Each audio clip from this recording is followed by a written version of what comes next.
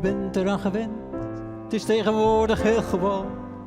Als u eens moet wachten aan de telefoon, of als u in het winkelcentrum aan het shoppen bent, dat u voor de atmosfeer met een muziekje wordt verwend.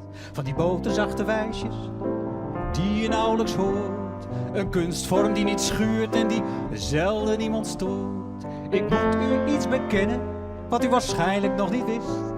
Ik ben de leverancier, ik ben die pianist. Oeh, liftmuziek, liftmuziek. Ik zorg voor ambiance op de achtergrond. Ik druppel in uw oren uit de speakers in het plafond. Quasi jazzy deuntjes, instant romantiek. Ik hap het in de vingers, het is mijn liftmuziek.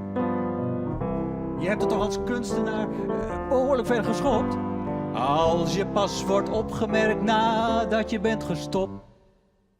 Hey. Mijn repertoire is aangepast aan een breed publiek.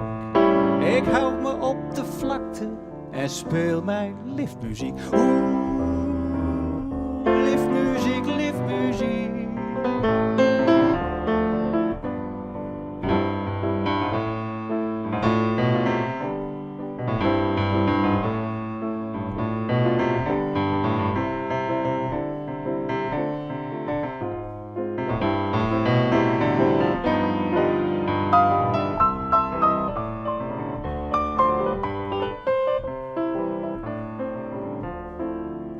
Liftmuziek. Collega-pianisten, die kijken op mij neer. Die gaan voor de inhoud en nou ja, die spelen dus niet meer. Hoewel het in de liftmuziek aan verdieping niet ontbreekt, is het geen kunst, maar meer een kunstje. En ik snap het wel, dat steekt. Ik laat ze maar wat zeuren, ik denk gewoon maar zo. Met liftmuziek zit je in no time op een hoog niveau. Het is op de piano ook het enige wat ik kan. En ach, wie doet je wat, ik eet er lekker van. Oeh, liftmuziek, liftmuziek.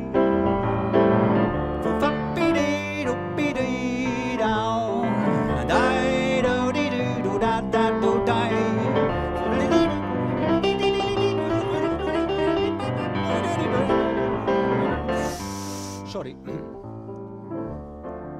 Liftmuziek. Ik laat ze maar wat zeuren, het is gewoon de gift. Mijn carrière zit al jaren in de lift. Mijn talent is niet een gave, maar meer een soort van gift. Lekker punt, mijn carrière zit al jaren in de lift. Of bent u ook zo'n pianist die liever muggen zift? Dikke neus, mijn carrière zit al jaren in de lift.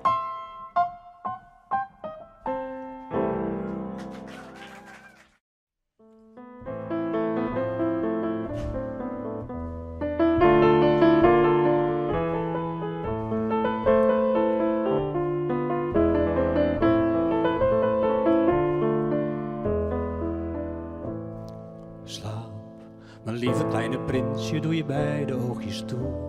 Heel de dag gespeeld met vriendjes, dus natuurlijk ben je moe. Ik zag ze vrolijk om je heen staan in een grote wijde boog. Je vertelde ze verhaaltjes met je vingertje omhoog. Het is prachtig om te zien hoe jij nu al denkt en praat. Ik zou je vreselijk gaan missen als je op eigen benen staat. Zul je nog eens aan me denken als je groot geworden bent? Slaap maar lekker, lieve Adolf. Je blijft papa's kleine vent. Slaap maar lekker, lieve Adolf. Je blijft papa's kleine vent.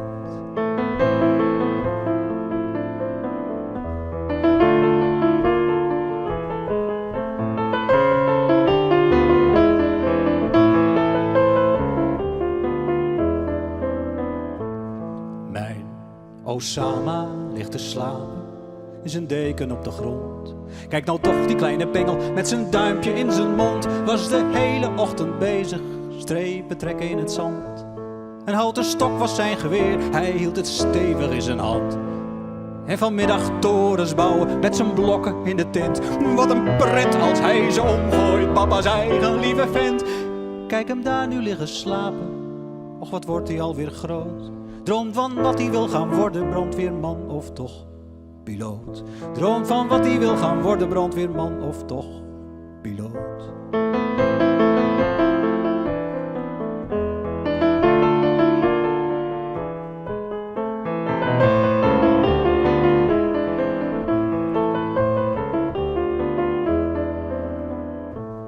Je ligt in je ledikantje met je beer, je rammelui.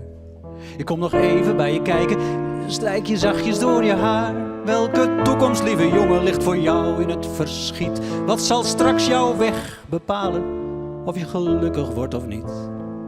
Ik zal jou niet kunnen helpen wanneer je voor keuze staat. Tussen leven met liefde of onverdraagzaamheid en haat. En of je dan nog wel zult weten wat we je hebben geleerd. Maar dat is een zorg van later, wel te rusten, lieve Geert. Maar dat is een zorg van later, wel te rusten, lieve Geert.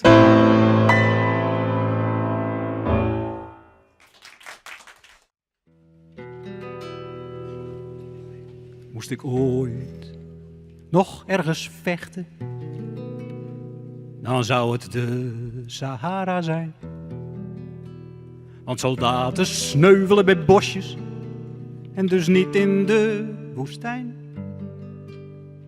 Ik heb heus wel idealen, maar ik wil nog lang niet dood. En als ze op je lopen schieten, dan is dat risico vrij groot. Als je iemand voor zijn kop schiet omdat je het oneens met hem bent, denk niet dat je ermee opschiet, want het is geen argument. Nee, met woorden wil ik vechten, het liefst gevangen in een lied. Ik wil je zin voor zin bestoken. Andere wapens heb ik niet. Want het woord is oppermachtig, zolang het maar wordt gehoord. En het niet in vuurgevechten of explosies wordt gesmoord. Geef het woord kans om te klinken, gewoon hardop of fluister zacht. Geef het tijd om te bezinken, daarin schuilt de grote kracht. Dus kom erop, met je werkwoordsvormen, met voltooid verleden tijd. Sla metaforen om mijn oren, gooi het stafruim in de strijd. Kom met kracht van argumenten, interpunctie, semantiek. Ik zal altijd naar je luisteren en ik dien je van de repliek.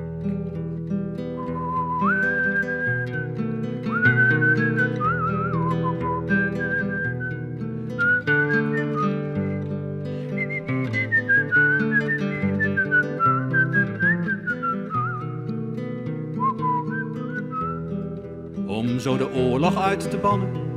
Och, ik weet, het klinkt naïef, maar ik blijf erin geloven, want wat is het alternatief? Oog om oog, maar dan met woorden, geef mij maar een half jaar. Hand en tand, maar dan gezongen.